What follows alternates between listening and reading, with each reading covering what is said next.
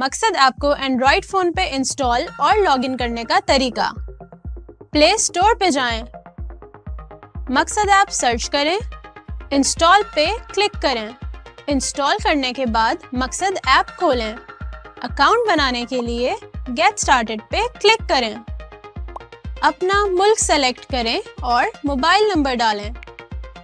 Phone पे दिया गया वेरिफिकेशन कोड एंटर करें। अपना ग्रेड या कोर्स सेलेक्ट करें। अपना ग्रुप सेलेक्ट करें।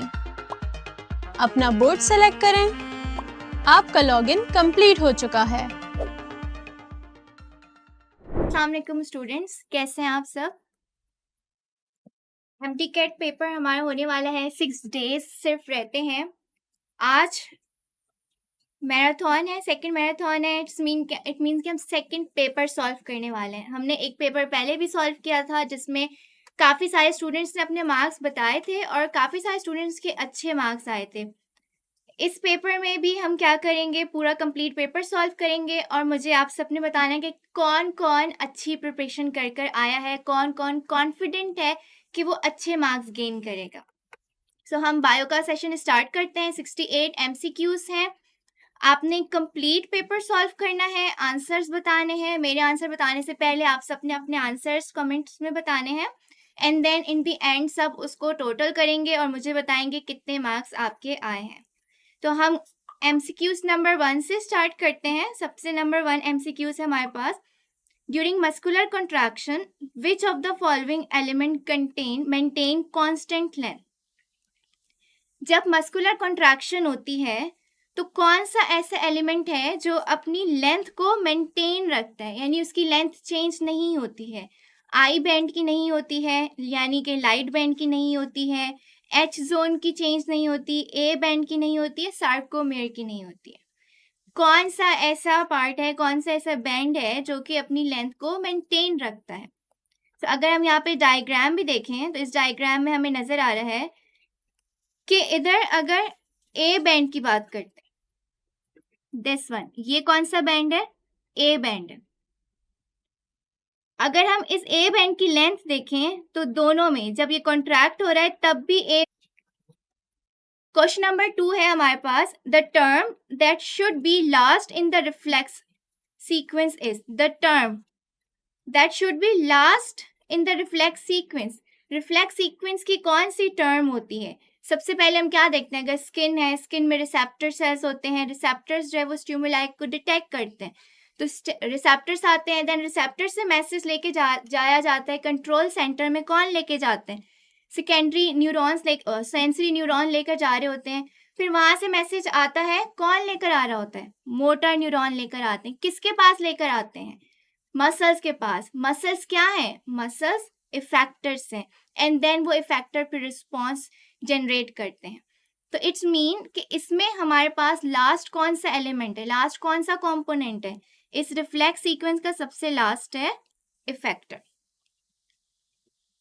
अगर हम यहाँ पे डायग्राम भी देखें तो इस डायग्राम में हमें नजर आ रहा है स्टिमुलस। स्टिमुलस जैसे कोई भी मेरे पास ऑब्जेक्ट रखा है, हॉट ऑब्जेक्ट है और मैं इस हॉट ऑब्जेक्ट को टच करती हूँ तो ये स्टिमुलस है। देन फिंगर में स्किन्स पर प्रेजेंट जो रिसेप्टर्स होते हैं वो उसको डिटेक्ट करते हैं, मैसेजेस जा रहा है, कौन लेके जा रहा है, सेंसरी न्यूरॉन लेके जा रहा होता है, कंट्रोल सेंटर के पास जाता है, स्पाइनल कॉर्ड के पास, एंड देन मोटर न्यूरॉन उसको किसके पास लेकर आ रही है, इफेक्टर ऑर्गन के पास। जैसे यहाँ पर इफेक्टर ऑर्गन कौन से होंगे, मसल्स होंगे। क्वेश्चन नंबर 3 है, is also known as which of the following. इसका एक और नाम होता है, क्या नाम होता है, क्या कॉमन नेम है, क्या प्रोटोजोन्स कहते हैं, क्या यूमेटाजोआस कहते हैं, प्रोटॉक्टिस्ट कह रहे होते हैं या नीमाटोड्स कहते हैं। क्या कहा जा रहा होता है इनको, नीमाटोड्स कहा जा रहा होता है। तो करेक्ट आंसर क्या होगा हमारे पास यहाँ पे, ऑप्शन सी, क्वेश्चन नंबर 3 का ऑप्शन डी। क्वेश्चन नंबर 4 है, both radial and bilateral symmetry is found in which of the following phylum. हमने जब डिस्कस किया था, एनिमल किंगडम को डिस्कस किया था, तो उसमें मैंने आपको बताया था सिर्फ एक फाइलम ऐसा है जिसमें हमें 2 सिमेट्री नजर आती है, एक रेडियल सिमेट्री और बायलेटरल सिमेट्री। और वो फाइलम कौन सा था? प्रोटोजोआस होते हैं, पॉरीफेरस होते हैं, काइनोडर्म्स होते हैं, ऑल ऑफ दीज। किसमें हमें दोनों नजर आती हैं? इकाइनोडर्म्स में। इकाइनोडर्म्स में हमें बायलेटरल सिमेट्री भी मिलती है और रेडियल सिमेट्री भी मिल रही होती है, दोनों सिमेट्रीज प्रेजेंट होती हैं। क्वेश्चन नंबर 5 है हमारे पास, glycolysis take place in. Glycolysis कहाँ पर अकर होता है? क्या न्यूक्लियस के अंदर हो रहा होता है, साइटोसोल में हो रहा होता है, माइटोकॉन्ड्रियास में होता है, या राइबोसोम्स में होता है? ग्लाइकोलाइसिस कहाँ पर अकर होता है? ग्लाइकोलाइसिस साइटोप्लाज्म यानी के साइटोसोल में अकर होता है। साइटोप्लाज्म में जो लिक्विड प्रेजेंट होता है, जो फ्लूइड प्रेजेंट होता है, यानी साइटोसोल में अकर होता है।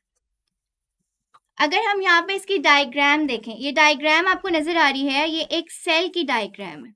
ये आपको एक सेल की डायग्राम दिखाई गई है। इस सेल में अगर हम देखें तो ग्लाइकोलाइसिस कहाँ अकर हो रहा है? साइटोसोल में अकर हो रहा है।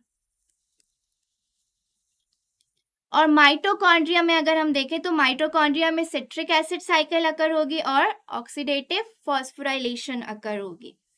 तो करेक्ट आंसर क्या है हमारे पास? साइटोसोल। Question number 6.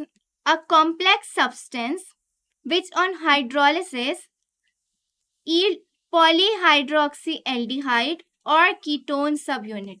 एक हमारे पास कॉम्प्लेक्स सब्सटेंस है जिसकी हम हाइड्रोलिसिस कर रहे हैं, यानी उसको ब्रेक डाउन कर रहे हैं।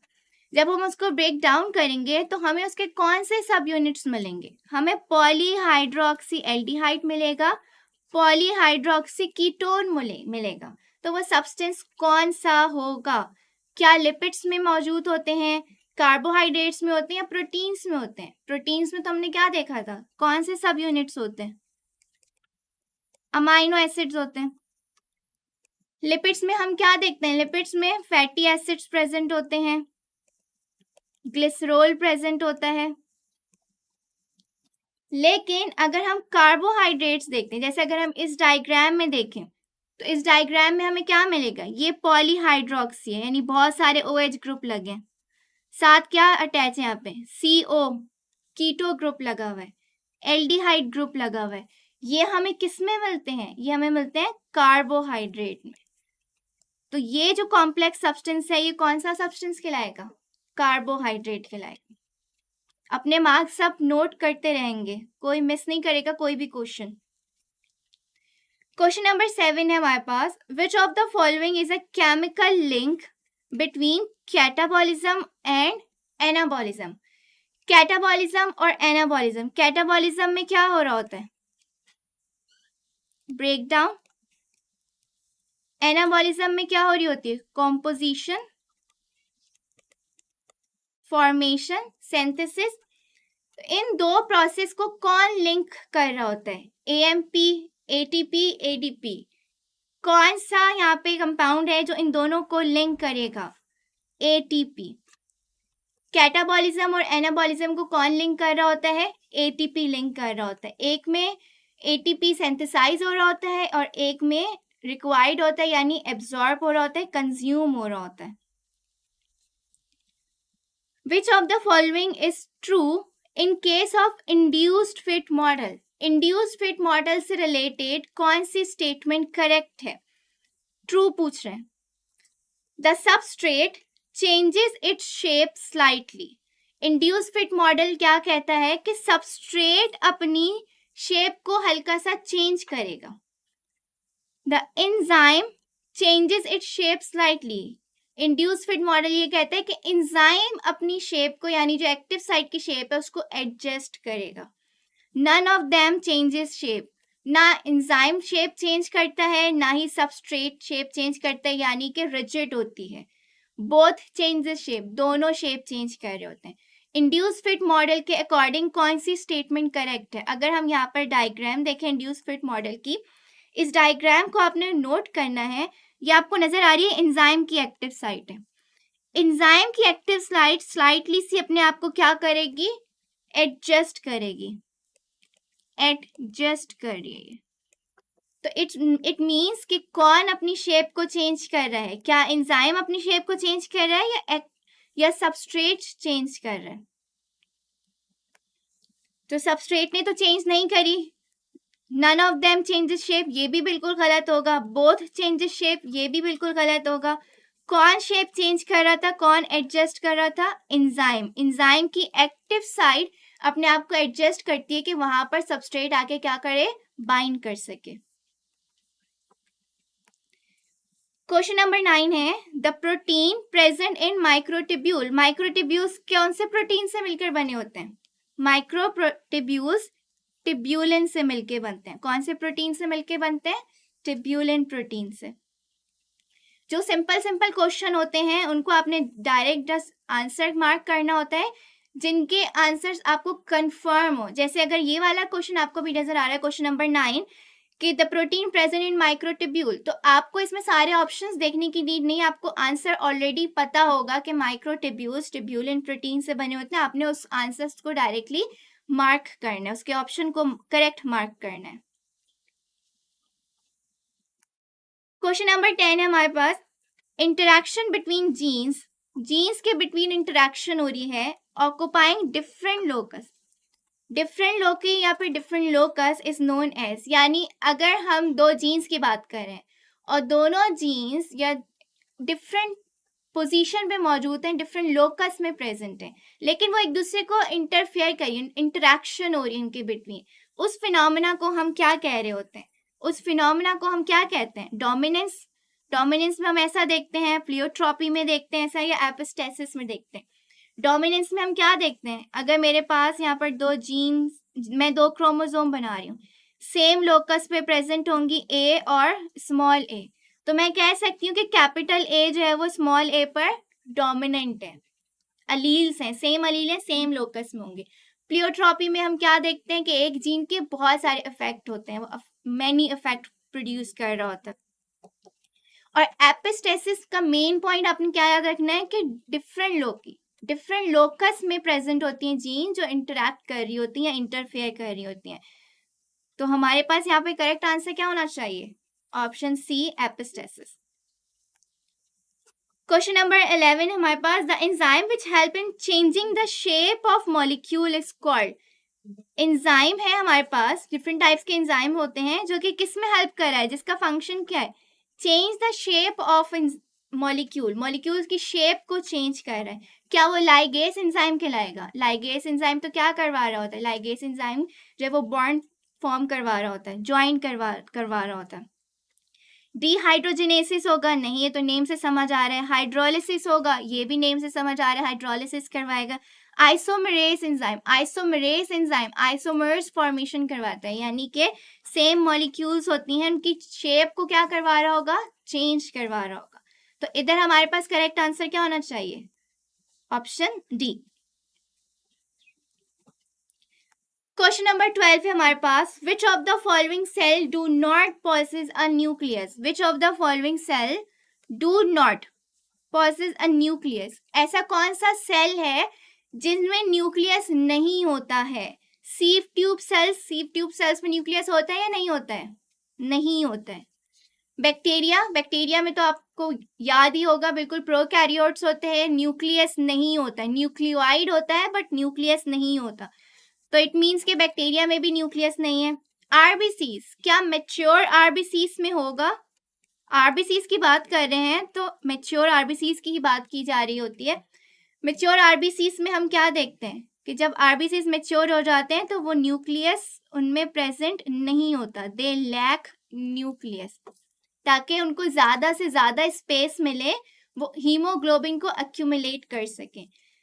तो हमने क्या देखा यहाँ पे, ना सीव ट्यूब सेल में न्यूक्लियस होता है, ना बैक्टीरिया में होता है, ना आरबीसीज में होता है, यानी हमारे पास करेक्ट आंसर क्या होगा? Option D, all of these. ये तीनों सेल न्यूक्लियस नहीं रख रहे होते। सीव ट्यूब सेल की भी अगर हम बात करते हैं तो उनमें न्यूक्लियस नहीं होता, और उनके फंक्शन के लिए जो भी रिक्वायरमेंट होती है वो कौन प्रोवाइड करता है? उनको कंपेनियन सेल्स प्रोवाइड करते हैं। क्वेश्चन नंबर 13 है हमारे पास tetany is considered to be result of severe degree of. Tetany disease में हम क्या देखते हैं? सिवियर डिग्री ऑफ क्या अकर होता है? हाइपरग्लाइसीमिया होता है, हाइपरकैल्सीमिया होता है, हाइपोग्लाइसीमिया होगा या हाइपोकैल्सीमिया। हाइपर मीन्स क्या होगा? जहां पर भी हाइपर मीन है हाई, हाई क्वांटिटी या high amount of, and hypo mean क्या होता है? लो। तो टेटनी जो हमारे पास कंडीशन है उसमें हम क्या देखते हैं कि हाइपोकैल्सीमिया अकर होता है। हाइपोकैल्सीमिया मीन्स कैल्शियम का लेवल कम हो जाता है, जिसकी वजह से जो है वो टेटनी अकर होती है। क्वेश्चन नंबर 14 पर आएंगे। क्वेश्चन नंबर 14 में क्या कह रहे हैं? Question number 14 of catalytic site of an enzyme, which step causes activation of catalytic site of an enzyme. तो अगर हम एंजाइम की बात करते हैं, एंजाइम में एक स्पेसिफिक साइट होती है जिसे हम क्या कहते हैं? Active site. और अगर हम उस एक्टिव साइट की बात करते हैं तो उसमें दो साइट होती हैं। कौन कौन सी साइट होंगी? एक है बाइंडिंग साइट, और दूसरी कौन सी साइट कहलाती है? कैटालिटिक साइट कहलाती है।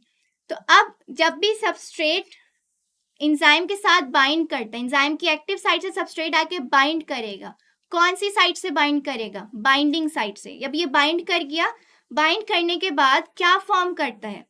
Enzyme substrate complex.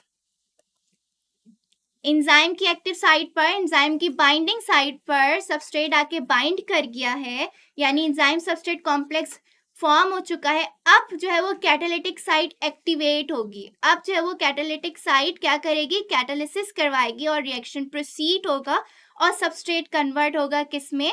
प्रोडक्ट में। तो इट मींस कि हमारे पास यहाँ पे करेक्ट आंसर क्या होना चाहिए? Activation of catalytic site of enzyme. किस वजह से एक्टिवेट हो रहा है?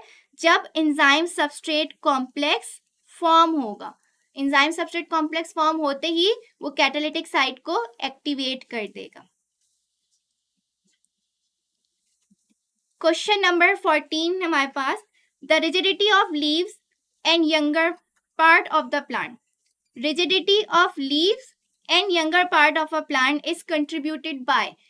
जो प्लांट्स के यंगर पार्ट होते हैं या लीव्स होते हैं, उनको रिजिडिटी या शेप कौन प्रोवाइड कर रहा होता है? Microtubules, mitochondrias, actin, glyoxysomes. ये तो ऑर्गेनेल्स हैं जिनके फंक्शंस हम देखते हैं कि अपने पर्टिकुलर फंक्शन परफॉर्म कर रहे होते हैं। तो सेल के अंदर जो साइटोस्केलेटन होता है, जिसमें एक टाइप हमारे पास क्या है? माइक्रोट्यूब्यूल्स। ये माइक्रोट्यूब्यूल्स क्या करवाते हैं? रिजिडिटी प्रोवाइड करते हैं या फिर सेल को शेप प्रोवाइड कर रहे होते हैं। क्वेश्चन नंबर 16 है हमारे पास, this blood group is known as universal donor. Universal donor कौन से ब्लड ग्रुप होते हैं? क्या ए वाले ब्लड ग्रुप वाले हर किसी को अपना ब्लड दे सकते हैं? बिल्कुल भी नहीं दे सकते। क्या ब्लड ग्रुप बी वाले हर किसी को दे सकते हैं? बिल्कुल भी नहीं। क्या ए बी वाले सबको दे सकते हैं? नहीं, ये तो एक्सेप्टर होते हैं। यानी ए बी ब्लड ग्रुप वाले ब्लड ग्रुप रिसीव कर लेते हैं। क्या ओ वाले सबको दे सकते हैं? जिनका ओ ब्लड ग्रुप होता है वो यूनिवर्सल डोनर कहलाते हैं, वो सबको अपना ब्लड ग्रुप डोनेट कर सकते हैं। बट यहाँ पर आपने एक और चीज नोट करनी है, एक कंफ्यूजन क्रिएट की जाती है इस टाइप के क्वेश्चन में। अगर आप ये चार्ट देखो, ब्लड ग्रुप दे सकता है, कौन डोनेट कर सकता है, कौन रिसीव कर सकता है। अब यहाँ पे कंफ्यूजन जो क्रिएट की जाती है वो पॉजिटिव और नेगेटिव पे की जाती है। अगर आपके पास ऑप्शन में दोनों हैं, ओ अगर खाली मेंशन है फिर तो आप ओ को पिक करोगे, लेकिन अगर आपके पास ऑप्शन में ओ पॉजिटिव भी है और ओ नेगेटिव भी है, तो फिर इन दोनों में से आप किसको पिक करोगे? कौन सा यूनिवर्सल डोनर होगा? ऑप्शन में दोनों गिवन है, दोनों ओ गिवन है, ओ पॉजिटिव और ओ नेगेटिव, तो फिर आप किसको पिक करोगे? ओ नेगेटिव को। अगर आप यहाँ पर भी देखो तो ओ नेगेटिव जो है वो डोनेट कर सकते हैं ब्लड सबको, एवरीवन। लेकिन ओ पॉजिटिव किसको कर सकते हैं? सिर्फ उनको कर सकते हैं जो कि पॉजिटिव होंगे, नेगेटिव वालों को नहीं कर सकते। इसीलिए अगर आपके पास ऑप्शन में ये दोनों आ जाते हैं, ओ पॉजिटिव भी आ जाते हैं और ओ नेगेटिव भी आ जाते हैं, तो फिर आप ओ नेगेटिव को क्या करोगे? पिक करोगे। यहाँ पर हम छोटी सी ब्रेक लेंगे, फिर हम इसको कंटिन्यू करते हैं।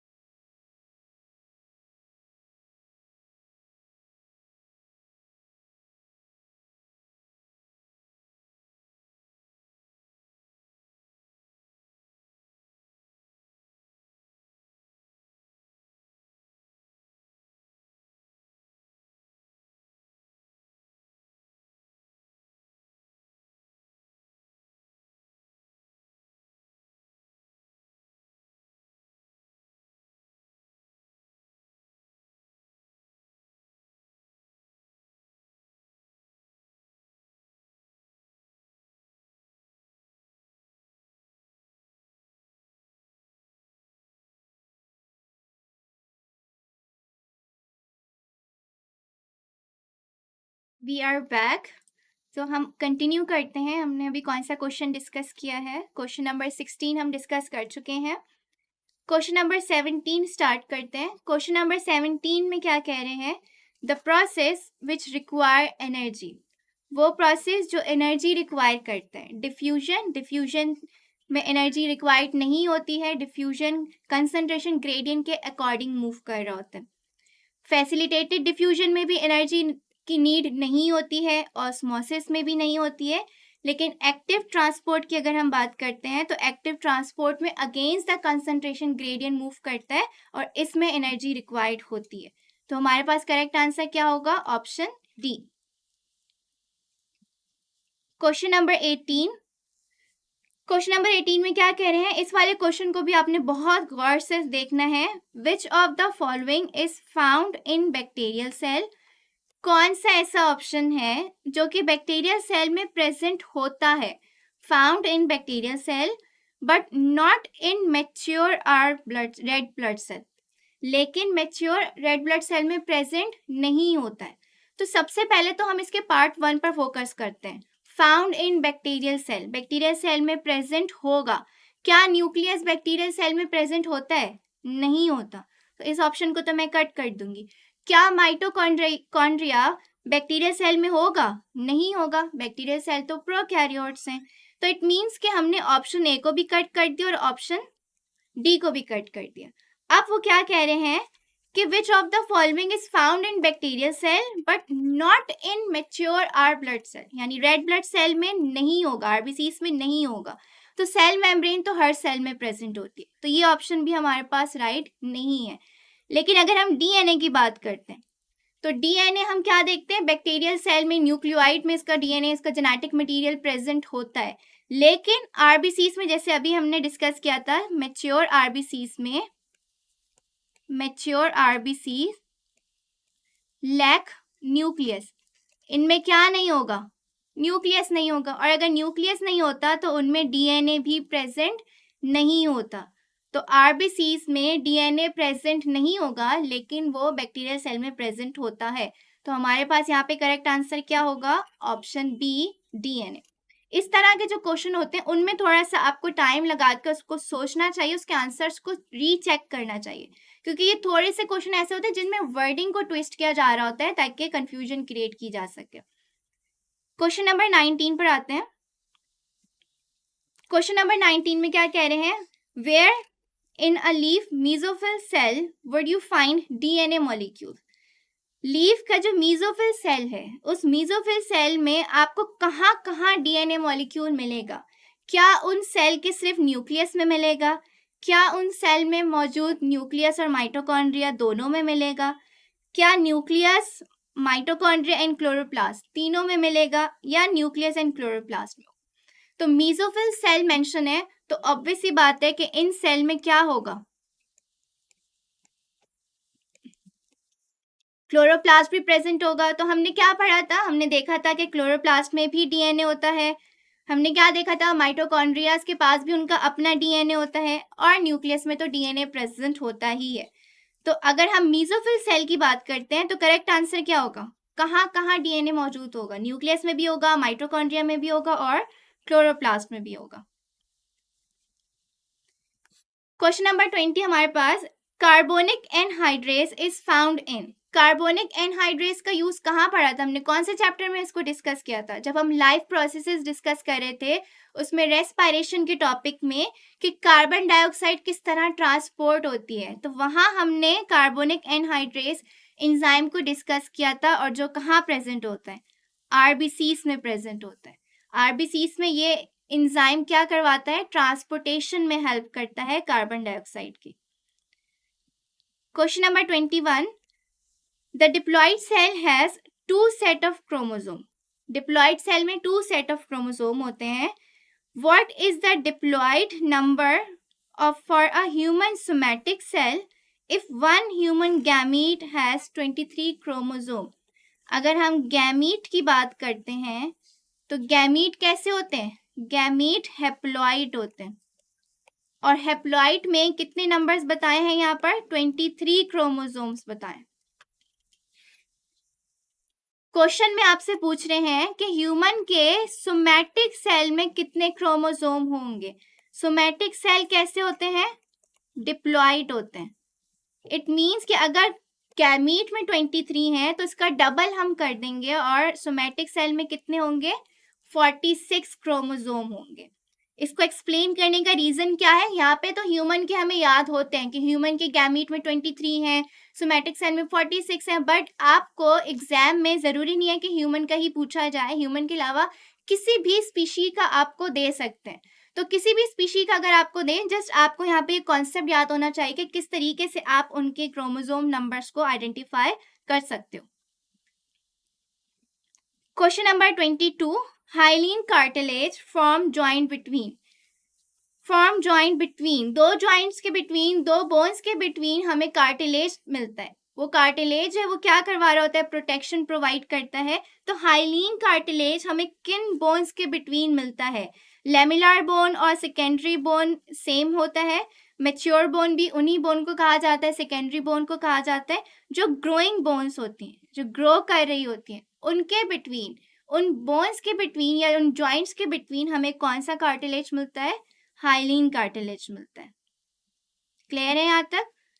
क्वेश्चन नंबर 23 पर आते हैं। क्वेश्चन नंबर 23 में क्या कह रहे हैं?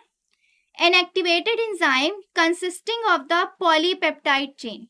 एन एक्टिवेटेड एंजाइम, एक एक्टिवेटेड एंजाइम है, यानी कि अपना फंक्शन परफॉर्म कर रहा होगा, consisting of polypeptide chain, protein part से मिलके बना हुआ है, एंड कोफैक्टर, और साथ साथ क्या है? कोफैक्टर भी अटैच है उसके साथ, is known as which of the following. उसे हम क्या कहेंगे? एपो एंजाइम तो जस्ट कौन सा पार्ट होता है?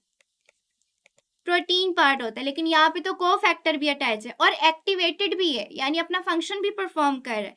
तो उस एंजाइम को हम क्या कहते हैं? होलो एंजाइम कह रहे होते हैं। अगर हम यहाँ पे डायग्राम भी देखें तो इस डायग्राम में आपको ये होलो एंजाइम दिया हुआ है, जिसमें एपो एंजाइम जस्ट कौन सा है? उसका प्रोटीन पार्ट, और उसके साथ को एंजाइम और कोफैक्टर्स भी अटैच है। क्वेश्चन नंबर 24 है हमारे पास, the hormone that release during the labour pain. Labour pain के टाइम पर एक हार्मोन रिलीज होता है जो कि कॉन्ट्रैक्शन करवा रहा होता है, लेबर पेन प्रोड्यूस करवाता है, and is release in waves during the labour. In waves का मतलब क्या है? वो हार्मोन इन वेव्स रिलीज होता है, यानी कि पीरियोडिक बर्स्ट, एक टाइम पीरियड के बाद एक बर्स्ट यानी कि उसकी अमाउंट ऑफ हार्मोन रिलीज होता है और वो लेबर पेन प्रोड्यूस करवाता है, यूट्रस की कॉन्ट्रैक्शन करवाता है। उस हार्मोन का नाम क्या है? कौन सा हार्मोन होता है? ऑक्सीटोसिन हार्मोन होता है। कौन सा हार्मोन होगा? Option A, oxytocin hormone. Question number 25, under microscope the bacteria appear bluish purple color. Which class of the bacteria are on the slide? जब अगर हम किसी बैक्टीरिया को स्टडी करते हैं माइक्रोस्कोप में और उसका कलर हमें ब्लूइश पर्पल नजर आए, इसको स्टेन करते हैं, ब्लूइश पर्पल कलर नजर आएगा तो हम पहचान जाएंगे कौन सा बैक्टीरिया है। ग्राम पॉजिटिव होगा या ग्राम नेगेटिव बैक्टीरिया होगा? कौन सा बैक्टीरिया होगा? Gram positive. स्टेनिंग में हमने याद किया था कि जो ग्राम पॉजिटिव होते हैं उनका स्टेन क्या होता है? उनका कलर क्या होता है? ब्लूइश पर्पल कलर आता है। और ग्राम नेगेटिव का कौन सा कलर होता है? पिंक कलर होता है। कौन सा कलर होगा? पिंक कलर होगा। Question number 26, cane sugar is an example of. Cane sugar कौन सी शुगर होती है? सुक्रोज। और सुक्रोज कैसी होती है? डाइसेक्राइड। कैसी होगी? डाइसेक्राइड। अगर आपको ऑप्शंस में डाइसेक्राइड अलग से दिया हुआ है, अगर हम यहाँ पे ऑप्शंस देखें तो polysaccharide, oligosaccharide, monosaccharide and disaccharide भी गिवन है, तो आप कौन सा आंसर पिक करोगे? डाइसेक्राइड पिक करोगे। ऑप्शंस में अगर सेपरेटली डाइसेक्राइड गिवन है तो डाइसेक्राइड ही पिक करना है। तो सुक्रोज डाइसेक्राइड होता है, दो मोनोमर्स से मिलकर, दो मोनोसेक्राइड से मिलकर बनता है, और वो कौन कौन से होते हैं? Glucose and fructose. किससे मिलके बनता है? ग्लूकोज एंड फ्रक्टोज से। The reaction centre of PS2 absorb light energy best in. अगर हम PS2 सिस्टम की बात करते हैं, फोटो सिस्टम 2 की बात करते हैं, तो वो बेस्ट कौन सी लाइट रेंज को एब्जॉर्ब कर रहा होता है? कौन सी नैनोमीटर ऑफ लाइट रेंज को एब्जॉर्ब करता है, विजिबल लाइट की कौन सी रेंज को एब्जॉर्ब कर रहा होता है, जो बेस्ट है, बेस्ट अगर हम देखते हैं तो वो कौन सी होती है, 680 नैनोमीटर की लाइट को एब्जॉर्ब करेगा। Question number 28, the process of separation of prophase, prophase किसको कहते हैं, प्रोफेज कौन सी स्टेज को कहा जाता है, जब हम क्या देखते हैं कि वायरस का जो जेनेटिक मटेरियल होता है वो बैक्टीरिया के जेनेटिक मटेरियल से ज्वाइन हो जाता है, मिल जाता है, उसमें इंटीग्रेट कर जाता है, तो उसे हम क्या कहते हैं, प्रोफेज। तो प्रोसेस ऑफ सेपरेशन, अब वो प्रोफेज अलग हो रहा है, बैक्टीरिया के जेनेटिक मटेरियल से वो वायरल का जीनोम सेपरेट हो रहा है टू स्टार्ट लाइटिक साइकिल, ताकि वो अब क्या कर सके, लाइटिक साइकिल स्टार्ट कर सके। उस सेपरेशन फेज को हम क्या नाम देते हैं, क्या वो एड्सॉर्प्शन हो रही होती है, लाइसोजेनी नाम देते हैं, या इंडक्शन कहते हैं, या पेनिट्रेशन कहते हैं। उस फेज को हमने क्या नाम दिया हुआ है, उस फेज को हम कहते हैं इंडक्शन। प्रोफेज अलग हो जाना, लाइटिक साइकिल को स्टार्ट करना, यानी लाइसोजेनी खत्म करके वो अब कौन सी साइकिल स्टार्ट कर रहा है, लाइटिक साइकिल स्टार्ट कर रहा है, तो उसे हम क्या कहेंगे, इंडक्शन। क्लियर है यहाँ तक, सब अपने मार्क्स नोट कर रहे हैं कि नहीं कर रहे हैं। क्वेश्चन नंबर 28 हो चुका है। क्वेश्चन नंबर 29, क्वेश्चन नंबर 29 की अगर हम बात करते हैं, chemotherapeutic chemical substances which are used in treatment of infectious diseases. Chemotherapeutic chemical substances हैं जो कि यूज किए जाती हैं ट्रीटमेंट ऑफ इन्फेक्शियस डिजीजेस को।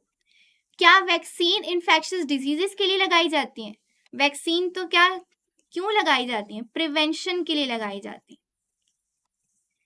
एंटीबायोटिक्स क्या आपको जब दी जाती हैं तो वो इन्फेक्शियस डिजीज की ट्रीटमेंट के लिए दी जा रही होती हैं, बिल्कुल।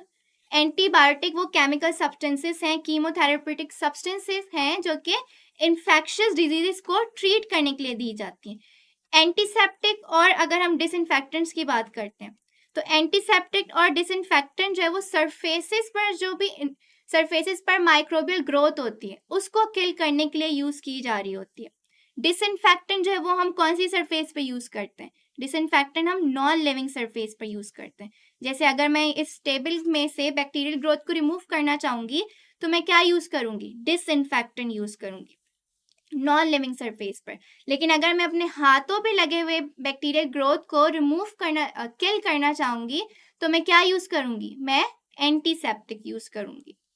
और अगर मेरी बॉडी के अंदर कोई इन्फेक्शन हो रहा है, कोई बैक्टीरियल ग्रोथ हो गई है, उसको मारने के लिए क्या करेंगे, क्या हम डिसइंफेक्टेंट तो नहीं पी सकते ना एंटीसेप्टिक, बल्कि हम क्या लेंगे, एंटीबायोटिक्स लेंगे। क्लियर। क्वेश्चन नंबर 30 है हमारे पास, viruses are simplest organism and. इस क्वेश्चन को भी बहुत गौर से सुनने, दिखने में बहुत इजी क्वेश्चन होते हैं बट मैंने जैसे भी बताया वर्डिंग्स की ट्विस्ट किए जा रहे होते हैं ताकि कंफ्यूजन क्रिएट की जाए, तो इस क्वेश्चन को भी आपने बहुत गौर से सुनना है। Viruses are simplest organism and have cell membrane but not cell wall. क्या वायरसेस के पास सेल मेम्ब्रेन होती है, नहीं, ये तो हम कट कर देंगे। Viruses are simplest organism and cannot replicate independently. Viruses independently replicate नहीं कर सकता। Viruses को क्या चाहिए होता है, Viruses को required होते हैं host, host cell लाजमी required होता है, host cell के अंदर आकर ही वायरस replicate कर सकता है। ये तो viruses से related बिल्कुल correct है। Viruses are simplest organism and have their own cellular machinery. Viruses के पास कोई cellular machinery नहीं होती, viruses are acellular. Viruses are simplest organism and are only DNA और आरएनए। इस ऑप्शन में मुझे पता है कि बहुत सारे स्टूडेंट कंफ्यूज हो जाएंगे या रॉन्ग पिक कर सकते हैं। क्यों रॉन्ग पिक करेंगे, क्योंकि आर ओनली डीएनए और आरएनए लिखा हुआ है। ये तो बिल्कुल सही है कि डीएनए होता है या फिर आरएनए होता है, लेकिन वायरसेस सिर्फ डीएनए और आरएनए नहीं होते, वायरसेस को और क्या चाहिए होती है, कैप्सिड। वायरसेस के पास क्या होती है, प्रोटीन कोट होती है जिसके अंदर उसका डीएनए या आरएनए मौजूद होता है, तो यहाँ पे तो ओनली लिखा है, तो ये ऑप्शन भी रॉन्ग होगा। तो करेक्ट आंसर कौन सा हमारे पास, viruses are simplest organism and can not replicate independently. तो हम कौन सा ऑप्शन चूज करेंगे, यहाँ पर बी ऑप्शन चूज करेंगे। क्वेश्चन नंबर 31,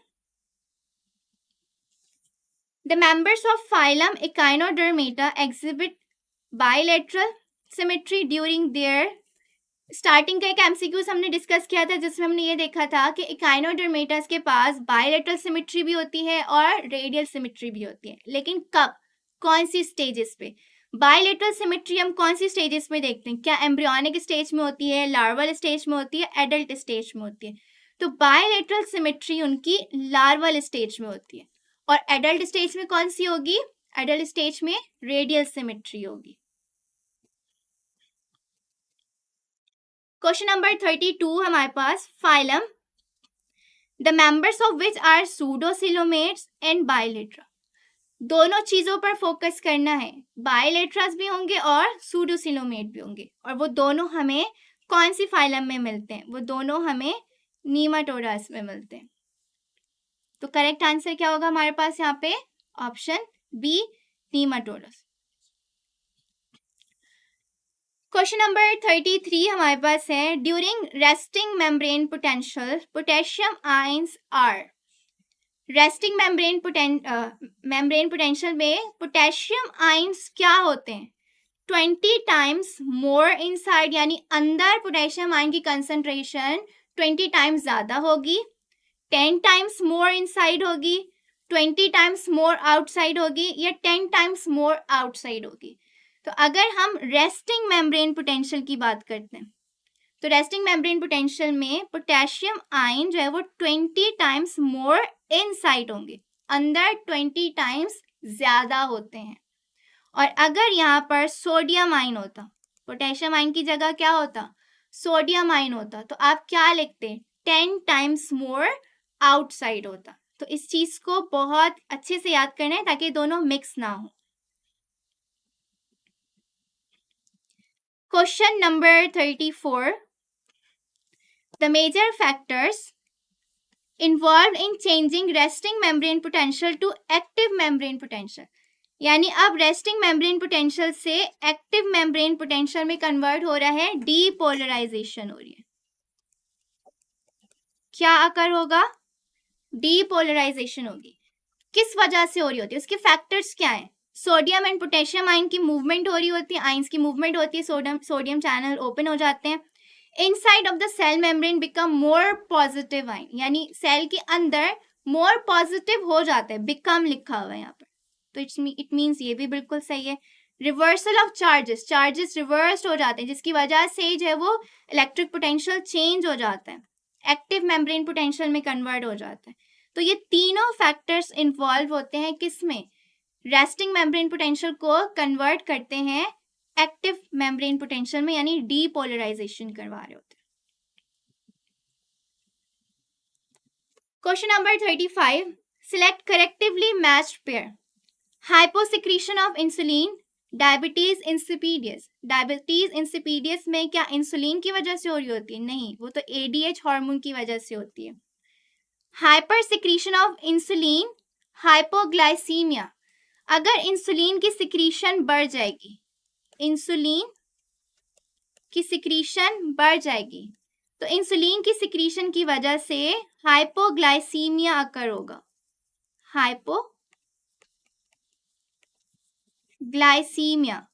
यानी ब्लड का जो ग्लूकोज लेवल है वो कम हो जाएगा, ब्लड ग्लूकोज लेवल कम हो जाएगा, नॉर्मल से कम हो जाएगा, उसको हम हाइपोग्लाइसीमिया कहेंगे। तो यही होता है इंसुलिन का, अगर हम फंक्शन देखें तो ब्लड ग्लूकोज लेवल को कम करते हैं, लेकिन अगर उसकी सिक्रीशन बहुत ज्यादा हो जाए तो हाइपोग्लाइसीमिया कंडीशन अकर होती है। इट मीन्स कि ये करेक्टिवली मैच्ड है। बाकी ऑप्शंस को भी हम स्टडी कर लेते हैं। हमारे पास यहाँ पे करेक्ट आंसर कौन सा है? Option B, hyper secretion of thyroxine. Thyroxine की हाइपर सिक्रीशन जो है वो कुशिंग डिजीज कॉज कर रहा होता है? नहीं, इसकी वजह से तो नहीं होता। Hyper secretion of growth hormone cretinism, वो भी इसकी वजह से नहीं होता, थायरॉक्सिन हार्मोन की वजह से होता है। तो करेक्ट आंसर क्या है हमारे पास? Option B. Question number 36, which is not true for pea plant. Pea plant से रिलेटेड सही बात नहीं है, not true. They are normally cross fertilising. Pea plant क्या नॉर्मली क्रॉस फर्टिलाइजिंग थे? नहीं, pea plant normally cross fertilising नहीं थे, बल्कि क्या होते हैं पी प्लांट? सेल्फ फर्टिलाइजिंग होते हैं। सेल्फ फर्टिलाइजिंग होते हैं तभी तो जब मेंडल ने एक्सपेरिमेंट किए थे तो मेंडल को कैसी मिली थी? प्योर ब्रीडिंग्स मिली थी। प्योर ब्रीडिंग मीन कि होमोजीनियस ब्रीड्स मिली थी। दे आर हर्माफ्रोडाइट, बिल्कुल करेक्ट, हर्माफ्रोडाइट होते हैं। They possess many sharply distinct traits, हमने कंट्रास्टिंग ट्रेट्स देखे थे, 7 कंट्रास्टिंग ट्रेट डिस्कस करे थे, ये भी बिल्कुल करेक्ट है। They are easy to cultivate and gap between generation is short, generation time period उनका कम होता है, जल्दी जल्दी ग्रो करते हैं, ये भी बिल्कुल करेक्ट है। तो इट मीन कि यहाँ पे करेक्ट आंसर कौन सा है? They are normally cross fertilising. This is not true for pea plant. Question number 37, which statement is true for RH antibody? RH antibody से रिलेटेड कौन सी स्टेटमेंट सही है? It occurs normally naturally like anti-A and anti-B antibodies. Naturally हमारी blood में, हमारी body system में मौजूद होता है। ये रॉन्ग है। कैसे रॉन्ग है मैं भी बताती हूँ। Its production require a stimulus by human RH antigen. इसको प्रोड्यूस करने के लिए, RH एंटीबॉडी को प्रोड्यूस करने के लिए स्टिमुलस रिक्वायर्ड होता है, और वो स्टिमुलस क्या होता है? वो ह्यूमन का अपना RH एंटीजन ही होता है। It is produce during development of embryo, embryo के टाइम पर ही क्या RH एंटीबॉडीज आ जाते हैं? ये भी रॉन्ग है क्योंकि नेचुरली तो नहीं होते। It is produce when a person reach adulthood, जब कोई भी पर्सन एडल्टहुड में आ जाएगा तो फिर ये एंटीबॉडीज प्रोड्यूस हो जाएंगी। ऐसा भी नहीं है कि बेबीज में अगर हम कोई गलत ब्लड ट्रांसफ्यूज कर देते हैं तो उसमें रिएक्शन नहीं होगा, ऐसा नहीं है। RH एंटीबॉडीज में क्या होता है? RH एंटीबॉडीज तब ही प्रोड्यूस होती हैं जब आपने कोई रॉन्ग ब्लड ट्रांसफ्यूज कर दिया है या आप उसे स्टिमुलेट कर रहे हैं। तो stimulus by human RH antigen, जब बॉडी में RH एंटीजन आएगा तब ही एंटीबॉडीज प्रोड्यूस होंगी। तो करेक्ट आंसर क्या होगा हमारे पास यहाँ पर? ऑप्शन बी, नेचुरली नहीं होता, एडल्टहुड में नहीं प्रोड्यूस होता, और एम्ब्रियो के टाइम पर भी डेवलपमेंट नहीं होती है। Question number 38, which of the following statement is true for a man who has genotype capital D capital D? Capital D होगा तो इट मीन के ब्लड ग्रुप कैसा होगा? RH कैसा होगा? RH पॉजिटिव होगा और होमोजीनस है। कैपिटल डी है। क्या 75% of his children would be RH positive, 75% RH negative, 50% RH positive? क्या होगा? क्या मुझे इस कंडीशन में क्रॉस करने की जरूरत है या नहीं है? क्या मैं यहाँ पे क्रॉस करवाऊं डिफरेंट केसेस रखकर? क्या उसकी नीड है या नहीं है? बिल्कुल भी नहीं है। क्यों नीड नहीं है? क्योंकि आपने यहाँ पर जस्ट आइडिया लगाना है कि कैपिटल डी है। अब ये चाहे कोई भी पेरेंट हो, फादर हो या मदर हो, कैपिटल डी हर चाइल्ड में, फादर या मदर, इस पेरेंट में से एक डी ट्रांसफर होगा। हमेशा ये पेरेंट अपना एक कैपिटल डी ट्रांसफर करेगा हर चाइल्ड में। तो हर चाइल्ड के पास ये कैपिटल डी आएगा। तो अगर एक भी कैपिटल डी आ गया तो यानी ब्लड ग्रुप क्या होगा? RH पॉजिटिव होगा। तो इसमें आपको क्रॉस करने की जरूरत नहीं है, डिफरेंट केसेस रख करके क्रॉस करने की नीड नहीं है। डायरेक्ट इसमें आपने आंसर मार्क करना है कि all children would be RH positive. Reason क्या है? क्योंकि ये पेरेंट अपना एक कैपिटल डी लाजमी एक बच्चे को ट्रांसफर करेगा, और अगर एक भी कैपिटल डी आ गया तो RH पॉजिटिव कंडीशन होगी। Question number 39, Baird growth in human is? Human में हम मेल में देखते हैं कि मेल में क्या ग्रो होती है? बेयर्ड ग्रो हो रही होती है। अब वो किस वजह से होती है? क्या वो सेक्स इन्फ्लुएंस ट्रेट है, सेक्स लिंक्ड ट्रेट है, XY लिंक्ड ट्रेट है या सेक्स लिमिटेड ट्रेट है? क्या रीजन होता है? अगर हम बेयर्ड की बात करते हैं तो बेयर्ड सेक्स लिमिटेड ट्रेट है। क्यों कह रहे होते हैं? क्योंकि इसमें क्या डिफरेंस होता है? वुमेन एंड मैंस का डिफरेंस होता है। उनकी अगर हम एनाटॉमी को देखें ना, एनाटॉमिकल डिफरेंसेस होते हैं, जिसकी वजह से जो बेयर्ड है वो वुमेन्स में ग्रो नहीं होती, बल्कि वो किस में ग्रो हो रही होती है? मेंस में ग्रो हो रही होती है। और उसको हम क्या कहते हैं? इस फिनोमिना को हम क्या कह रहे होते हैं? सेक्स लिमिटेड ट्रेट कह रहे होते हैं। तो Baird is the example of sex limited trait. Question number 40 हमारे पास है यहाँ पे, Darwin's theory as presented in the origin of a species mainly concern. Darwin ने जो अपनी थ्योरी दी थी ओरिजिन ऑफ स्पीशीज की, उसमें डार्विन ने क्या कहा था, उसका कंसर्न क्या था? मेनली कंसर्न ये था कि हाउ स्पीशीज आर अराइज, किस तरह स्पीशीज अराइज होती हैं, किस तरह स्पीशीज इवॉल्व्ड होती हैं। डार्विन का ये मेन मकसद था। ओरिजिन ऑफ लाइफ, क्या डार्विन ने अपनी इस ओरिजिन ऑफ स्पीशीज की थ्योरी में ये बताया था कि शुरू से लाइफ कैसे ओरिजिनेट हुई थी, या डार्विन ने ये बताया था हाउ एक्सटिंक्शंस अकर, के जो ऑर्गेनिजम्स हैं वो एक्सटिंक्ट कैसे हो जाते हैं? क्या रीजन था डार्विन का? मेनली कंसर्न क्या था? ओरिजिन ऑफ स्पीशीज में डार्विन का मेनली कंसर्न था how species are arise, natural selection होती है, एक जो फेवर्ड ट्रेट्स होते हैं वो ट्रांसफर होते हैं और न्यू स्पीशीज इवॉल्व होती हैं। तो यहाँ पे करेक्ट आंसर क्या होगा? Option A, how species are evolve. Question अगर हम देखते हैं यहाँ पर, haemophilia is caused by sex linked recessive allele, two parents have a haemophilic son. दो पेरेंट्स हैं, इस क्वेश्चन को बहुत गौर से देखना है। दो पेरेंट्स हैं, उन पेरेंट्स का हीमोफिलिक सन है, नॉर्मल सन भी है, हीमोफिलिक डॉटर भी है। What are the most likely genotypes of parents? उन दोनों पेरेंट्स के आपने यहाँ पर जीनोटाइप्स बताने। अब यहाँ पर भी हम क्रॉस भी कर सकते हैं, और अगर आपको इस क्वेश्चन में बहुत अच्छी प्रैक्टिस है तो आप इसको जस्ट आइडिया लगा के भी आंसर्स मार्क कर सकते हो।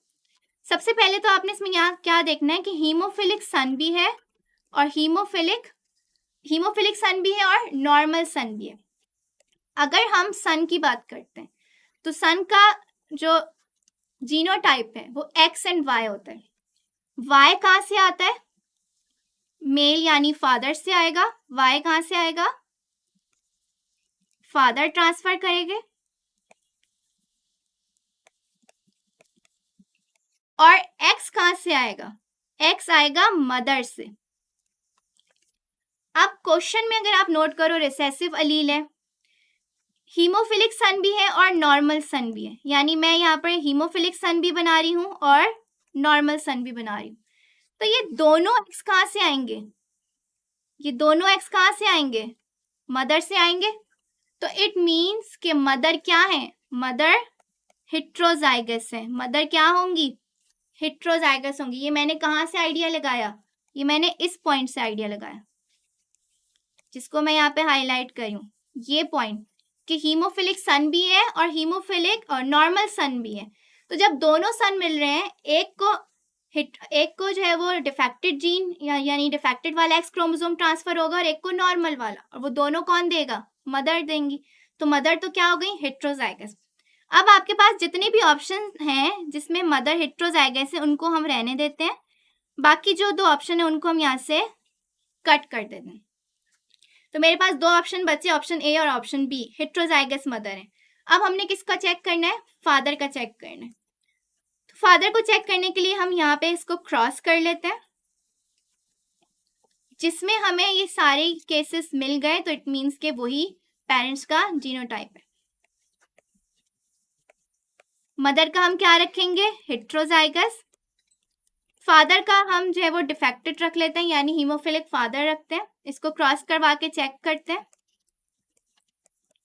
एक्स के ऊपर कैपिटल एच, वाई, एक्स के ऊपर स्मॉल एच, एक्स के ऊपर स्मॉल एच, एक्स के ऊपर स्मॉल एच एंड वाई। अब अगर हम इसमें देखें तो हमें क्या क्या मिले? ये क्या है? नॉर्मल है, नॉर्मल डॉटर है, या फिर हम कैरियर डॉटर भी कहेंगे। ये भी मेरे पास क्या है? नॉर्मल सन है। ये क्या होंगे? हीमोफिलिक सन होगी, हीमोफिलिक। और ये डॉटर भी कैसी है? हीमोफिलिक है, हीमोफिलिक। तो अब अगर आप यहाँ पर देखो कंडीशन, क्या सारी कंडीशन आ रही है हमारे पास? हीमोफिलिक डॉटर भी आ गई, हीमोफिलिक सन भी आ गए, नॉर्मल सन भी आ गए। तो यानी कि जो पेरेंट्स का जीनोटाइप है वो क्या होगा? वो ए होगा।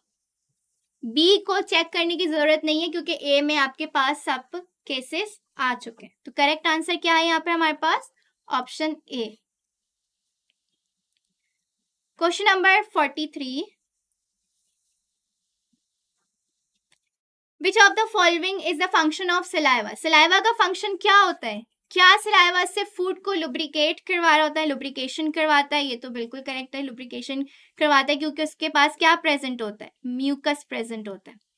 डाइजेशन ऑफ फूड, फूड की डाइजेशन भी करवाता है क्योंकि सलाइवा में सलाइवरी अमाइलेज प्रेजेंट होता है। क्या फूड की एब्जॉर्प्शन यहीं से हो जाती है, माउथ से होना स्टार्ट हो जाती है फूड की एब्जॉर्प्शन? नहीं, फूड अभी कंप्लीटली डाइजेस्ट हुआ ही नहीं है, तो फूड की एब्जॉर्प्शन तो नहीं होगी।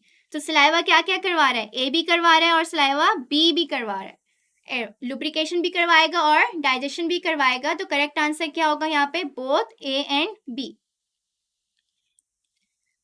Question number 44, a mixture of lipoprotein, इसको मैं हाईलाइट कर रही हूँ। Lipoproteins molecule produced by secretory cell of alveolar epithelium, यानी एल्वुलास में प्रेजेंट होती है। एल्वुला की एपिथेलियम है, एल्वुला की जो थिन लेयर होती है सेल की, वो क्या सिक्रीट कर रही है? वो लिपोप्रोटीन सिक्रीट कर रही है that help reduce the surface tension, surface tension को कम करता है। उसे हम क्या कहते हैं? उस मिक्सचर ऑफ लिपोप्रोटीन को हमने एक नाम दिया है और वो नाम क्या कहलाता है? सरफैक्टेंट। तो हमारे पास यहाँ पे आंसर क्या होगा? सरफैक्टेंट। क्वेश्चन नंबर 45, ये भी बहुत इजी है बट वही ट्रिकी क्वेश्चन है या ट्विस्ट किया हुआ क्वेश्चन है। Which of the following valves are present in vein, vein में कौन से वेल्व्स प्रेजेंट होंगे? पहले तो आप मुझे बताएं, वेन्स में वेल्व होते हैं या नहीं होते?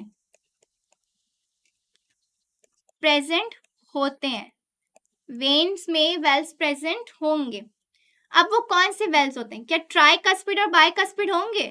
नहीं, ट्राइकस्पिड वेल्व्स और बाइकस्पिड वेल्व हमने कहाँ देखे थे? हार्ट में देखे थे, हार्ट के चैम्बर्स के बिटवीन होते हैं। बोथ ए एंड बी होंगे? बिल्कुल भी नहीं, इनमें से कोई सा भी वेल्व नहीं होगा, यानी नन। क्वेश्चन नंबर 45 में इसमें कंफ्यूजन क्या होती है कि वेन्स में वेल्व्स तो होते हैं, लेकिन जो आपको ऑप्शन गिवन है कि बाइकस्पिड या ट्राइकस्पिड, इनमें से ये वाले वेल्व्स प्रेजेंट नहीं होते, तो इसलिए हम इसमें क्या सिलेक्ट करेंगे? नन सिलेक्ट करेंगे। Question number 46, which of the following statement is not true for human female reproductive cycle? Human female reproductive cycle से रिलेटेड कौन सी स्टेटमेंट करेक्ट नहीं है? इट इज पीरियोडिक, पीरियोडिक होती है, मंथली साइकिल होती है, ये करेक्ट है। It is completed in 28 days, on average जो साइकिल के डेज होते हैं वो 28 डेज ही होते हैं, तो ऑन एवरेज 28 डेज ही कहा जा रहा होता है, थोड़ा बहुत वेरी करता है, but human female reproductive cycle की जो रेंज है वो हम 28 डेज ही लेते हैं। It involve changes in structure and function of reproductive structure.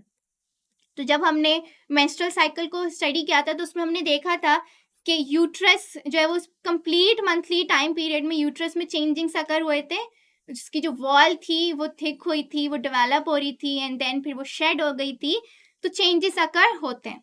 It last through out the life, पूरी जिंदगी चलते रहते हैं? नहीं, वुमेन्स में ये साइकिल जो है वो पूरे लाइफ थ्रू आउट लाइफ नहीं चलती, बल्कि एक सर्टेन एज होती है जिसके बाद ये स्टॉप हो जाती है। तो इट मीन्स कि यहाँ पर हमारे पास क्या है correct answer? Option D. Clear है?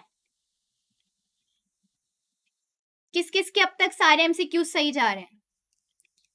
क्वेश्चन नंबर 47, आई होप सभी स्टूडेंट के जा रहे होंगे क्योंकि सब प्रिपरेशन कर कर ही आए होंगे और वैसे भी आपके एग्जाम्स बहुत करीब हैं। क्वेश्चन नंबर 47,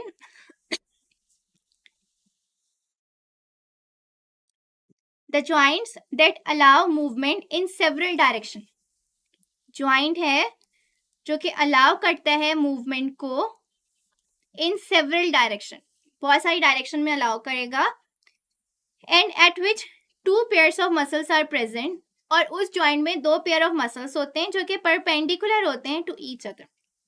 उस ज्वाइंट को हम क्या कहते हैं? इजी है, इजीली समझ आ रहा है, सेवरल डायरेक्शन में अलाउ करेगा, और वो कौन से ज्वाइंट होते हैं? Ball and socket joint. Immovable and slightly movable joint तो हो ही नहीं सकते। हिंज ज्वाइंट और बॉल एंड सॉकेट को अगर हम डिस्कस करते हैं तो बॉल एंड सॉकेट वो ज्वाइंट होता है जो कि सेवरल डायरेक्शन में मूवमेंट अलाउ कर रहा होता है। Question number 48,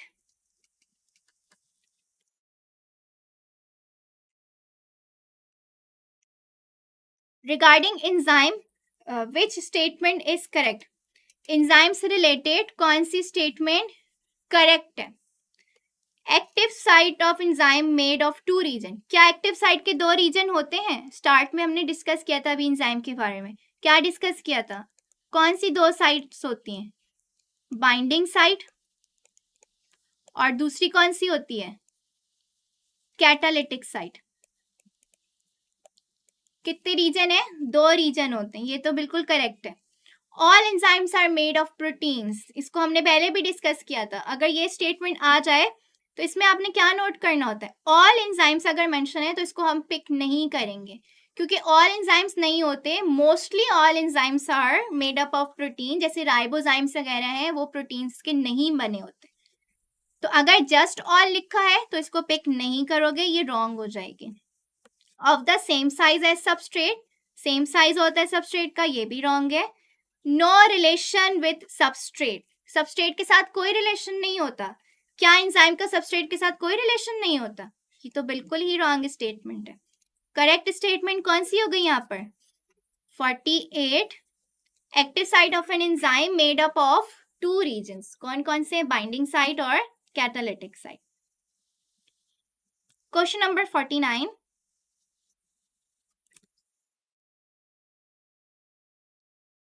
the process of setting down cell organelle on the basis of density and mass।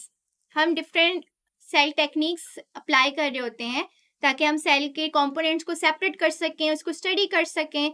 तो उसमें हम एक प्रोसेस देखते हैं जिसमें जो सेल ऑर्गेनेल्स होते हैं वो सेटिंग डाउन मीन्स कि नीचे आके बैठ जाते हैं। और किस वजह से होता है? वो सेपरेट किस बेसिस पर हो रहे होते हैं? वो डेंसिटी और मासेस की बेस पे होते हैं। उस प्रोसेस को, उस टेक्निक को हम क्या कहते हैं? माइक्रो डाइसेक्शन कह रहे होंगे, सेडिमेंटेशन, टिश्यू कल्चर या पेस्चराइजेशन। इसमें सारी ही टेक्निक्स बिल्कुल डिफरेंट हैं। तो आइडिया आपको हो चुका होगा कि कौन सा प्रोसेस होता है।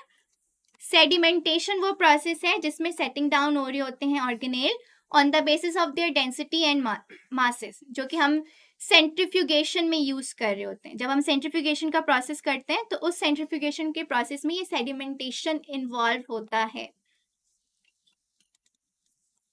Question number 15, feulgen stain is used to dye bacterial. क्या डाई किया जाता है इस स्टेन से? रॉबर्ट फ्यूल्गन साइंटिस्ट के नाम पर इस स्टेन का नाम रखा गया है।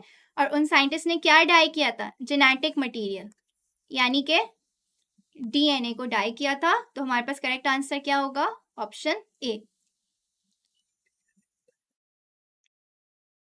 Question number 51, which ion is essential for muscle contraction.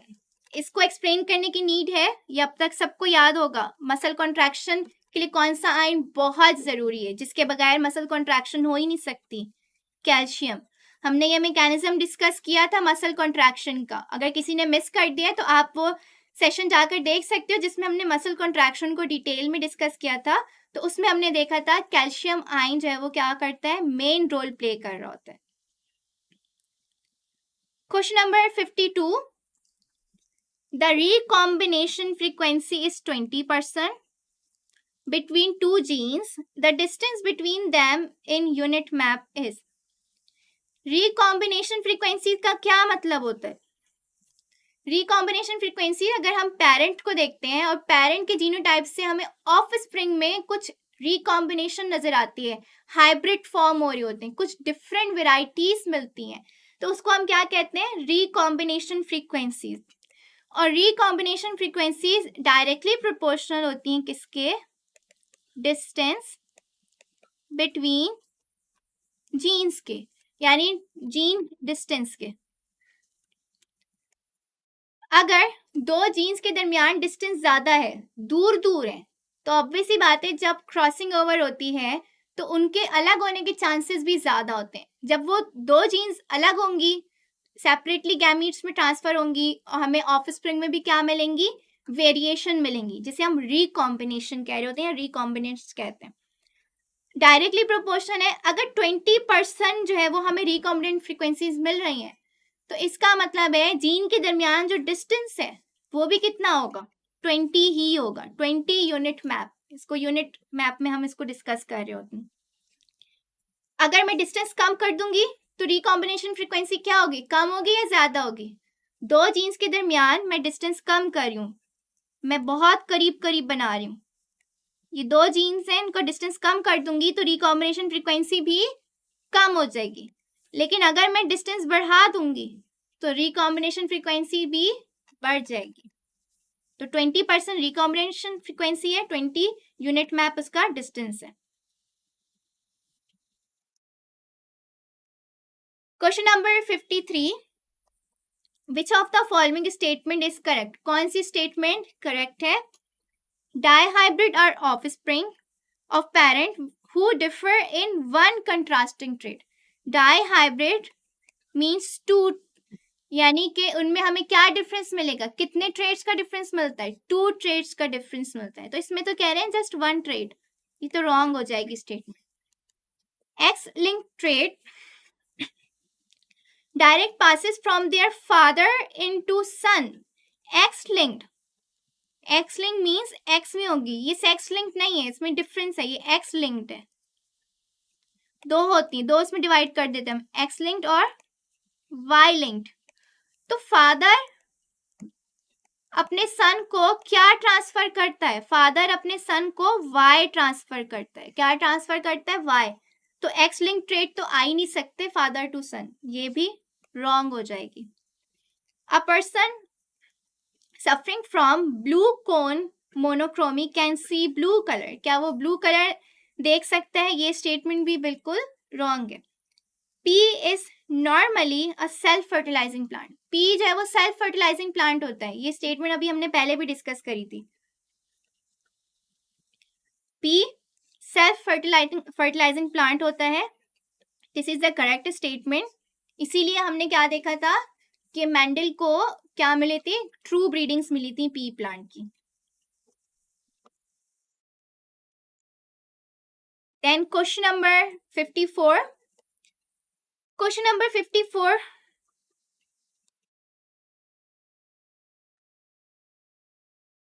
Self fertilisation of F1 dihybrid. Dihybrid cross करें, following independent assortment of allele will result in. Independent assortment of allele का आपसे यहाँ पे रेशियो पूछा गया, कौन सा रेशियो इसमें करेक्ट है? अब इस तरह के जो क्वेश्चन होते हैं उसमें मेरी आपको एडवाइस है कि जो आपकी बुक के रेशियो हैं या जो हमने अपने सेशन में भी डिस्कस करे थे वो आप याद करके जाओगे, क्योंकि अगर इस तरह का कोई क्वेश्चन आ जाता है, इस तरह के क्वेश्चन आने पर आप अपना पूरा अगर क्रॉस करने बैठ जाओगे, आई नो क्रॉस तो याद होगा, जो यहाँ पे आपको ये क्रॉस करके दिखाया हुआ है, क्रॉस तो याद सबको होगा, कर भी सकते हो, लेकिन इसको करने में टाइम बहुत लगेगा। तो इस तरह के जो क्वेश्चन है उनमें आपको जितने भी आपके बुक के रेशियोस आपको गिवन है, बुक के और जो हमने अपने सेशन में डिस्कस करे थे, जेनेटिक एंड वेरिएशन वाले सेशन में हमने ये सारे रेशियोस डिस्कस करे थे, वो आप याद करके जाओगे। इससे फायदा क्या होगा? अगर आपको ये रेशियोस याद हैं तो आप जल्दी से जस्ट सिर्फ रेशियो लिखोगे और आप अपना आंसर बता सकते हो। अगर आप इस क्वेश्चन में देखो तो इस क्वेश्चन में आपसे किसका रेशियो पूछ रहे हैं? Toll and wrinkled, dwarf and round का रेशियो पूछ रहे हैं, यानी रिकॉम्बिनेंट स्पीशीज, रिकॉम्बिनेंट ऑफस्प्रिंग का पूछ रहे हैं। और अगर हम यहाँ पे रेशियो देखें तो tall and wrinkled, tall and wrinkled and dwarf and round का रेशियो क्या है हमारे पास? Tall and wrinkled, dwarf and round दोनों 3 हैं, 3:3। टोटल कितने प्रोड्यूस होंगे ऑफस्प्रिंग? 16। तो अगर हम इनकी प्रोबेबिलिटी देखें तो क्या होगी? 3:16 toll and wrinkled, 3:16 dwarf and round. ये इजी क्वेश्चन होते हैं, बट अगर आपको ये रेशियो याद है तो आपने जल्दी से सिर्फ क्या करना है? रेशियो लिखना है। 9:3:3:1 ये रेशियो लिखोगे और फिर आपको ये याद होना चाहिए कि किसके रेशियोज हैं, तो आप इसका आंसर फौरन मार्क कर सकते हो। इनकेस अगर याद नहीं है, भूल गए हो, तो मार्क्स छोड़कर आने की जरूरत नहीं है कि क्वेश्चन आप छोड़ दो, आप फिर क्रॉस कर लेना, इसको क्रॉस बना के इसका आंसर मार्क करना। Question number 55, the messenger RNA and tRNA molecules interact to translate the information from genes into specific protein. Messenger RNA और टीआरएनए मॉलिक्यूल इंटरैक्ट कर रहे होते हैं ताकि वो जीन्स को ट्रांसलेट कर सके, स्पेसिफिक प्रोटीन फॉर्म कर सके ऑन द सरफेस ऑफ। ये सब कहाँ पर हो रहा होता है, कौन से ऑर्गेनेल में होता है, राइबोसोम्स में होता है। कहाँ पर अगर होता है, राइबोसोम्स में अगर होता है। अगर हम यहाँ पे ट्रांसलेशन की डायग्राम भी देखें, ट्रांसलेशन, तो आपको ये नजर आ रहा है ये क्या मौजूद है, ये राइबोसोम। राइबोसोम की सरफेस पर मैसेंजर आरएनए और टीआरएनए क्या करेंगे, इंटरैक्ट करेंगे। Question number 56, viruses usually are limited to specific host because. Viruses specific host पर क्यों लिमिटेड होते हैं, क्योंकि ये डीएनए और आरएनए कंटेन करते हैं, नहीं। दे कंटेन प्रोटीन, क्योंकि ये प्रोटीन कंटेन करते हैं, ये भी रीजन नहीं है। They are specific to cell receptors, जिस सेल पर जाके वो बैठते हैं उस सेल पर उस होस्ट पर जो रिसेप्टर्स होते हैं उस पर बाइंड करना बहुत जरूरी होता है। तो इट मीन कि हमारे पास करेक्ट आंसर क्या है कि they are specific to cell receptor. Question number 57, linkage reduce the frequency of. Linkage reduce the frequency of. Linkage क्या रिड्यूस करता है, लिंकेज का मतलब क्या है कि एक ही क्रोमोसोम में जीन बहुत करीब मौजूद है। लिंक्ड जीन्स बहुत करीब है, जब वो करीब होंगे तो वो क्या कम कर देंगे, वो हाइब्रिड यानी रिकॉम्बिनेंट को कम कर देंगे, रिड्यूस कर देंगे, फिर हमें ज्यादा वेरिएशन नहीं मिलेगी। क्लियर है यहां तक? Question number 58, which of these cell organelles involved in the synthesis of new plant cell wall। New plant की सेल वॉल में कौन सा ऑर्गेनेल इन्वॉल्व होता है, इसमें तो अब याद हो जाएगा कि कौन सा ऑर्गेनेल होता है, गोल्जी कॉम्प्लेक्स इन्वॉल्व होता है। तो आपने जल्दी से सिर्फ इसका आंसर पिक करना है, गोल्जी कॉम्प्लेक्स, और उस पर आप उसको टिक कर दोगे। Question number 59, humerus make a ball and socket join with. जो हमारी बोन होती है हैंड की, ह्यूमरस बोन, वो ball and socket joint form करती है। कौन सी बोन के साथ फॉर्म कर रही होती है, क्लेविकल के साथ बॉन फॉर्म करती है, स्टर्नम के साथ करती है, इनोमिनेट के साथ करती है, स्कैपुला के साथ करती है। अगर हम यहाँ पे इसकी डायग्राम भी देखें तो हमें नजर आ रहा है कि जो बोन है, ह्यूमरस बोन, वो किसके साथ यहाँ पर जॉइंट फॉर्म कर रही है, स्कैपुला के साथ फॉर्म कर रही है। करेक्ट आंसर क्या होगा, किसके साथ फॉर्म करती है, स्कैपुला के साथ फॉर्म करती है।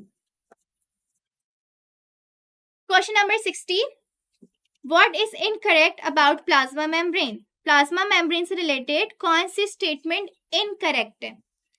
They are involve in maintaining gradients between different compartment. Cell के अंदर का, जो सेल के इनसाइड का कंपार्टमेंट होता है और आउटसाइड का होता है, उनमें क्या करती है, ग्रेडियंट को मेंटेन करती है। ये तो बिल्कुल करेक्ट है, ये सेल मेम्ब्रेन का ही फंक्शन होता है। They are involve in cell communication, communicate करवाती है, ये भी बिल्कुल करेक्ट है, हमने जंक्शंस देखे थे, सेल जंक्शंस मौजूद होते हैं। They are involve in exchange of material, material को एक्सचेंज करवाती है, नहीं करवाती, ये भी बिल्कुल करेक्ट है, सेमी परमिएबल होती है।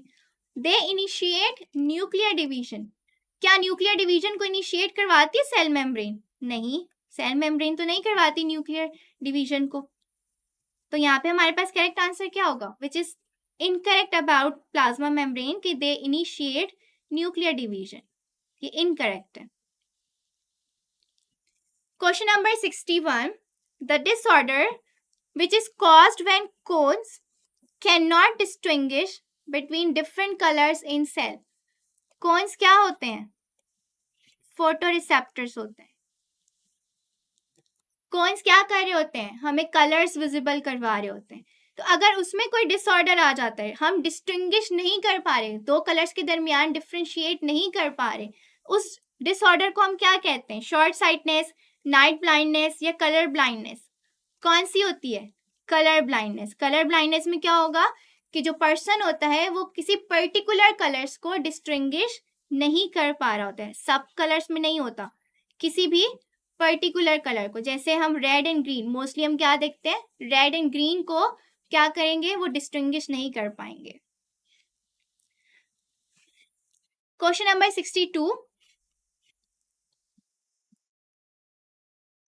When puberty is achieved in girls, जब प्यूबर्टी टाइम पीरियड आ जाता है, which of the following occurs in them but not in boys, puberty का टाइम पीरियड गर्ल्स में भी होता है और बॉयज में भी होता है, कौन सी ऐसी चेंजिंग्स हैं जो गर्ल्स में अकर होती हैं लेकिन बॉयज में नहीं होती?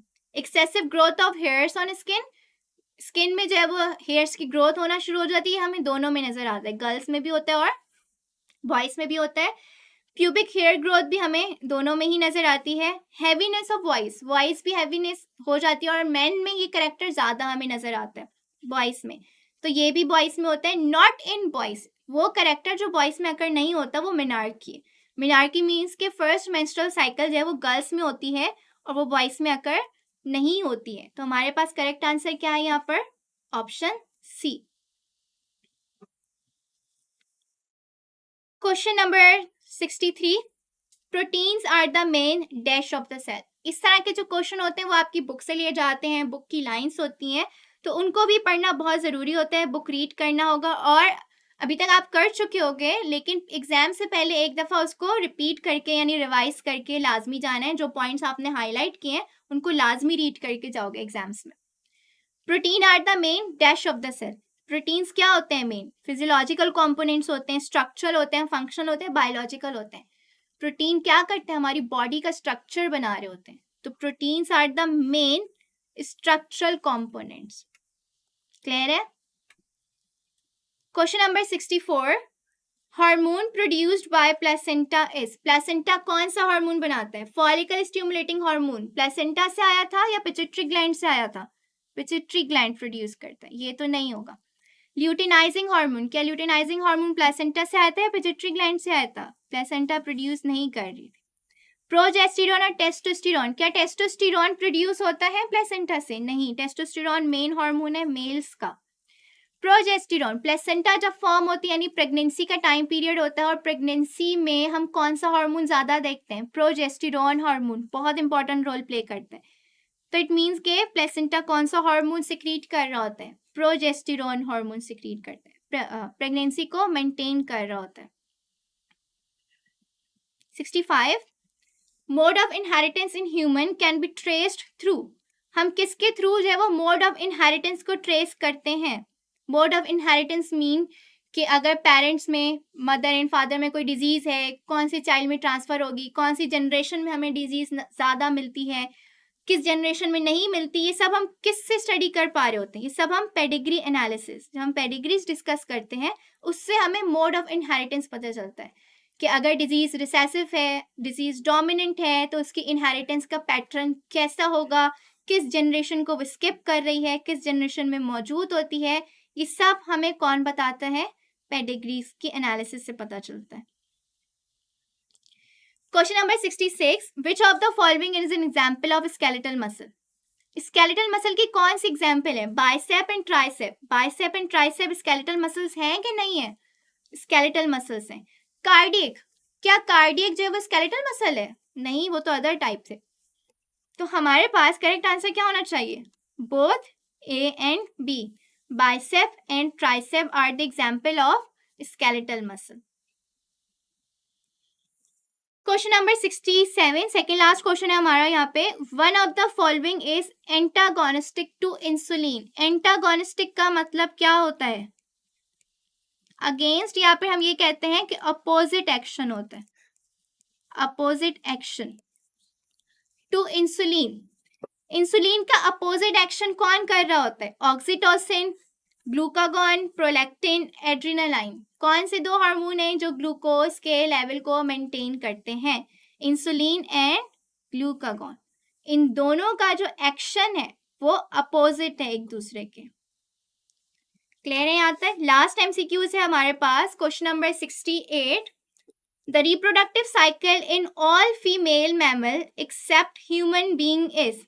हर फीमेल मैमल में रिप्रोडक्टिव साइकिल होती है except human being. Human being के अलावा जो अदर फीमेल मैमल्स होती हैं उनकी हम साइकिल को क्या कहते हैं?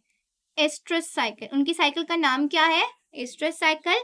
ह्यूमन में कौन सी होती है? हम ह्यूमन फीमेल्स में देखते हैं menstrual cycle, ovarian cycle, uterine cycle, but oestrus cycle जो है वो किस में होती है?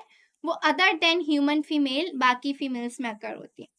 तो यहाँ पे हमने अपना पेपर कंप्लीट डिस्कस कर लिया है बायो का। आपने अपने मार्क्स नोट कर लिए होंगे सबने। मुझे जल्दी से मार्क्स बताओगे, मैं भी आप सबके मार्क्स चेक करूंगी, और इन द एंड टोटल आपने अपने 200 में से भी मार्क्स बताने हैं, ताकि हम कैलकुलेट कर सकें, हम देख सकें कि हमारे स्टूडेंट्स की कैसी प्रिपरेशन चल रही है और एग्जाम्स में आपके कितने % आने के मार्क्स आने के चांसेस हैं। तो अभी जो है वो सर मंजूर आके इंग्लिश का सेशन करेंगे। इंग्लिश का सेशन भी आप लोग के लिए बहुत ज़रूरी है। बहुत से स्टूडेंट्स समझते हैं कि थोड़े से MCQs आएंगे, हम इसको स्किप कर देते हैं, बट आपने स्किप नहीं करना है। पूरा सेशन अटेम्प्ट करना है, पूरा पेपर सॉल्व करना है, आपके एग्जाम की प्रिपरेशन है। तो be ready for the other session, और फिर लास्ट में मैं आप सबके मार्क्स चेक करूंगी। Good luck for your paper.